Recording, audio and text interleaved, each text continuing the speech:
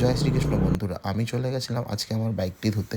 অনেক দিন ধরেই ভাবছিলাম গাড়িটি ধোবো, কিন্তু নানান রকম কাজের ফাঁকে গাড়িটি ধোয়া হচ্ছিল না। তো আজ সময় করে চলে গেলাম আমার এক বন্ধুর ওয়াশিং সেন্টারে, যেখানে আমি সবসময় আমার গাড়ি বাইক দুটোই ধোয়াই। তো আজকে বাইকটা নিয়ে গেছিলাম, সেখানে আমার এক খুব পরিচিত দাদা, যে তার নিজের মতো করে বাইকটি ধুয়ে দেয়। তো নানান রকমভাবে নানান রকম ইয়েতে কিছু বলতেও হয় না দাদাকে, সুন্দরভাবে নিজের মতো করে ধুয়ে দেয়। তো দাদার কাছেই আমরা শুনে নেব, দাদা এখানের ওয়াশিং সেন্টারে অনেক দিন ধরে আছেন। দাদা কিভাবে কত খরচার মধ্যে দিয়ে কি করে বাইক গাড়ি ধুয়ে দেয়, বা কত তার কী কস্টিং আসে, সেগুলো তোমাদের একটু জানাচ্ছি, একটু শোনো। ওয়াশিং সেন্টারে আমি 10 মিনিটের মধ্যে ডিজেল ওয়াশ করে দিই। দাদা একটু লজ্জা পাচ্ছে, কিন্তু দাদা বলছে। বলো বলো, কেমন তোমার লাগছে? কতদিন ধরে কাজ করো তুমি, ওটা একটু বলে দাও। 50 টাকার মধ্যে শ্যাম্পু ওয়াশ হয়, আর ডিজেল ওয়াশ করলে 110 টাকা হয়, কিন্তু ভালো ওয়াশ করি।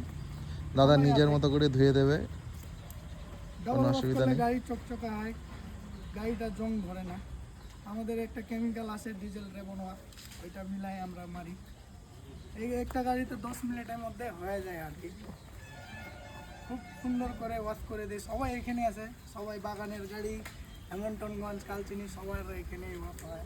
ভালো মন্দ বড় গাড়ি আসলে 1 ঘন্টা আমাদের করে দিই। বাইরে বাইরে যদি ওয়াশ করলে আধা ঘন্টা, ভিতরে বাইরে করলে 2 ঘন্টা লাগে। দেখ, নিজের দায়িত্ব সহকারে দাদা করে দিচ্ছে। তোমরাও আসো দাদার এখানে, দাদা নিজের মতো করে করে দেবে। কারণ দাদা উইদাউট স্ক্র্যাচ, অনেক জায়গায় ধুতে গেলে স্ক্র্যাচ ফেলিয়ে দেয়, দাদা নিজের গাড়ির মতো করে ধুয়ে দেবে। এই জন্যই আমরাও আসি গাড়ি এখানে ধোয়াতে, রেখে চলে যাই। এত এত দামি গাড়ি সবাই রেখে চলে যায় দাদার ভরসায়। ঠিক আছে বন্ধুরা, তোমরা এখানে আসো অবশ্যই। তোমরা শুনতেই পেলে বন্ধুরা, দাদা খুব কম খরচে বাইক বা গাড়ি দুটোই ধুয়ে দেয়। আমি সব সময় এলে দাদার কাছ থেকেই ধোয়াই। তোমরাও এসো, এখানে ধোও। আমি খুবই স্যাটিসফাইড। আমি ডেসক্রিপশানে জায়গার অ্যাড্রেসটি পিং করে দেবো কিছু। এবং আজকের জন্য এইটুকুই। আমার ব্লগটা আমি এখানেই শেষ করছি। তোমাদের ভালো লাগলে অবশ্যই তোমরা লাইক, শেয়ার, কমেন্ট তিনটেই করে দেবে, এবং আমাকে সাপোর্ট করো যেন আমি আরও ভালো ভিডিও বানাতে পারি। Thank you.